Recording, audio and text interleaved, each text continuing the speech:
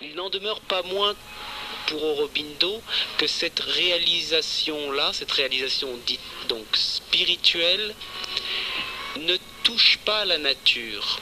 C'est-à-dire que la nature reste conditionnée et soumise au diktat de la pensée au sein de la substance.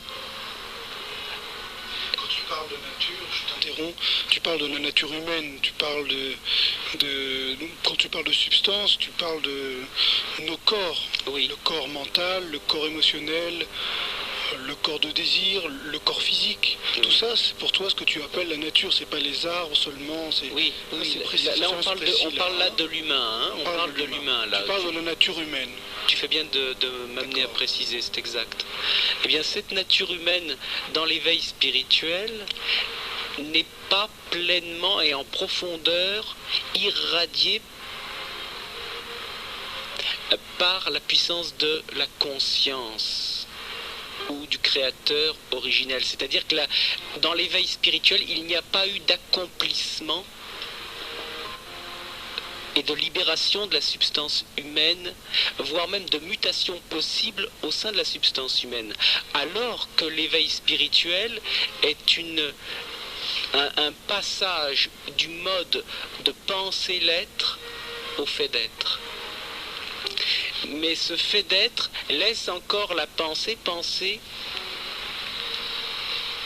la matière, la substance. C'est-à-dire que la substance dans les corps intérieurs est suffisamment irradiée par le fait d'être pour éprouver une détente et une disponibilité où nous émergeons dans le métapsychologique ou le métaphysique. Il n'y a plus là à s'intéresser à la psychologie dans la réalité spirituelle. Il y a une dissolution des structures que l'on appelle la psychologie. C'est pourquoi l'éveil spirituel n'a plus rien à voir, stricto sensus, avec la psychologie. Nous avons débouché ailleurs, où ce quelque chose qui faisait que nous croyions que nous étions une individualité séparée, ou une personnalité, a été dissoute comme un sucre dans l'eau chaude de l'être-té.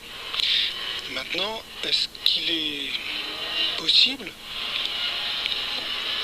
parce que tous ces grands mystiques dont tu parles, qu'ils soient bouddhistes tibétains, qu'ils soient bouddhistes zen, qu'ils soient mystiques chrétiens, maîtres hindous, etc., ou soufis, ont quand même ce qu'on peut appeler un background culturel.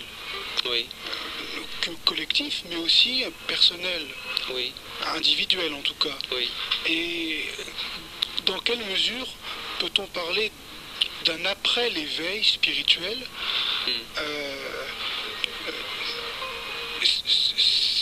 non seulement c'est pas pensable l'éveil spirituel, mais on a le sentiment en t'écoutant que c'est transcender radicalement la nature humaine dans tout ce dont tu parles. Donc c'est comment oui, comment quoi? Est-ce que ça signifie pratiquement que le corps de l'espèce humaine est un corps de transition, que c'est pas le dernier maillon de l'évolution, que c'est ça en fait que ça implique. Selon Sri Aurobindo, justement, puisqu'on m'a posé la question là, a été, n'est-ce pas, le moment au sein de la spiritualité d'une parole qui dit que, par exemple, la réalisation du soi, si on reprend la terminologie de rappel védantique, la réalisation du soi, c'est un fait incontournable, incontestable, mais qu'au sein du mouvement évolutif global et au sein de la Terre, la réalisation spirituelle laisse le corps humain du sage lui-même, ou du libéré vivant, si je puis dire, là, tel qu'on l'a trouvé au départ, c'est-à-dire animal, comme un singe. Le sage a un corps de singe, même s'il est dans le corps de lumière, en évidence transcendante, n'est-ce pas? Eh bien, là, Aurobindo a exprimé qu'il y avait, au sein de cette évidence du fait immuable, du fait statique, il y avait une redescente, une redynamisation possible au sein du Créateur qui reprend après cette spiritualité, cette spiritualisation, il reprend la nature humaine dans les profondeurs de son conditionnement et de sa possibilité d'un dévoilement de radiation nouvelle, non mentale, c'est-à-dire non animale, qui doit être révélée. Et c'est là où Sri Aurobindo, au sein de la tradition védantique, ou des Védas, ou de l'Upanishad, ou de la Bhagavad Gita, de là où il était à cette époque-là, dans ce corps-là, les sages de cette époque-là, ou même maintenant, n'ont pas... ont été dans cette difficulté d'entendre cela. Et j'ai entendu nombreux maîtres dire que Aurobindo est génial, mais en même temps il n'a pas fini son yoga, ce qui est vrai d'une certaine façon, mais pour beaucoup c'est dire qu'il n'a même pas vraiment cette réalisation spirituelle. Or, selon moi, en lisant les textes et en vérifiant par moi-même ce qui doit être, eh bien, j'ai pu vérifier que non seulement Sri Aurobindo a une réalisation spirituelle complète, mais il a été le lieu même d'une révélation de dynamisation du fait d'être, qui est une révélation qui a été faite par cette incarnation, comme d'autres sont venus. C'est tout le sens de la présence, du rappel pour l'ensemble de l'espèce humaine qui passe à travers certaines incarnations, qui lance la note de diapason, le La, n'est-ce pas? Et dans la tradition en Orient, on les appelle les avatars, ou occidentale, le courant messianique. Ça, c'est quelque chose de très simple et qui fait bondir la mentalité souvent, parce que c'est tellement simple qu'on a du mal à s'entendre sur cette simplicité. Pourtant, c'est un fait que tout est une alchimie, et que cette alchimie, elle procède par bond en avant avec certains êtres qui sont, à un moment ou à un autre, en avant, sont des lieux de véhicule de cela qui propulse la réalité qui devient. Et qui doit devenir, non pas pour un seul homme, mais pour l'ensemble de l'espèce. Bon, ça, c'est un fait. Il ne s'agit pas d'adorer quelqu'un, il s'agit du fait qu'il y a un lieu qui est le rappel, le diapason du La pour l'ensemble de l'espèce. Et s'il n'y a rien nouveau sous le soleil, il n'en demeure pas moins qu'il y a du nouveau sous le soleil en même temps. Et c'est ce que Sri Aurobindo a tenté de dire, mais de vivre, c'est d'exprimer que sous le soleil, c'est-à-dire la manifestation elle-même, peut être la pleine possibilité d'une révélation non seulement spirituelle, qui a toujours été révélée de toute éternité, ce fait d'être, mais que cette réalisation, qui est la dynamisation de l'esprit au sein de la manifestation, et donc la révélation de la matière, c'est-à-dire le déconditionnement, pas uniquement psychologique, mais physique, pas uniquement métaphysique, mais physique, c'est-à-dire le ciel qui descend dans la terre et qui révèle la terre encielée de l'étoile solaire. À ce moment-là, ça demande une alchimie non pas uniquement spirituelle, mais ce qu'il a appelé supramental, c'est-à-dire l'émergence au sein du Créateur éternel dans son origine d'une puissance d'amour qui est le pouvoir même d'opérer la jonction entre la réalité transcendante et ce qui est au sein de l'immanence du monde. Est-ce que je peux poser cette question toute simple pour les auditeurs qui sont peut-être un peu dépassés par ce que tu dis? Pour moi d'abord, qu'est-ce que ça peut changer, ça? Si Sri Aurobindo est un pionnier qui ouvre une nouvelle autoroute pour la Terre, pour l'espèce humaine, concrètement, à notre échelle, dans cette crise-là, ici et maintenant, comment puis-je entendre, de façon la plus ouverte possible, quelqu'un qui témoigne de cette nouvelle possibilité, aujourd'hui, en me sentant concerné là où je suis maintenant?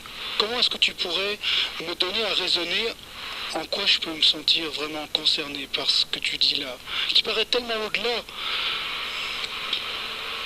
de mes soucis d'être humain au quotidien. Quand il y a une souffrance dite psychologique, ça te concerne, non? Certainement. Quand tu te retrouves biologiquement enfermé quelque part, ou dans Paris où il y a une saturation, n'est-ce pas, de la pollution, ou des embouteillages, ou de la surpopulation, ou voire même les yeux qui coulent parce qu'il y a saturation de pas mal de choses un peu toxiques, un peu beaucoup toxiques, qu'il y a en fait presque nulle part où aller physiologiquement sans être agressé, n'est-ce pas, par en fait tout ce qui est empoisonné. Ça te concerne pas, ça? Si, certainement. Ben voilà. La réalité spirituelle, la réalité supramentale, c'est cette réponse-là. De la souffrance psychologique à la libération intérieure, où le miroir intérieur est lavé, à la possibilité de vivre de façon de plus en plus autonome au sein de sa propre substance physiologique qui ne dépend plus de l'extérieur, des stimuli extérieurs. C'est-à-dire que toi, par exemple, tu n'éprouves pas le chaud, le froid, la souffrance physique. Qu'en est-il de toi? Qu'est-ce que tu peux vérifier de cette nouvelle possibilité aujourd'hui? À Paris, pour toi, c'était une perception différente? Dans le métro, par exemple, concrètement? En ce moment même où il fait chaud? Ou le Nemo qui est à la commande, ou à la technique, transpire? Disons que bien souvent, dans ces situations-là que tu décris, je réalise que je ne fonctionne pas comme tout le monde.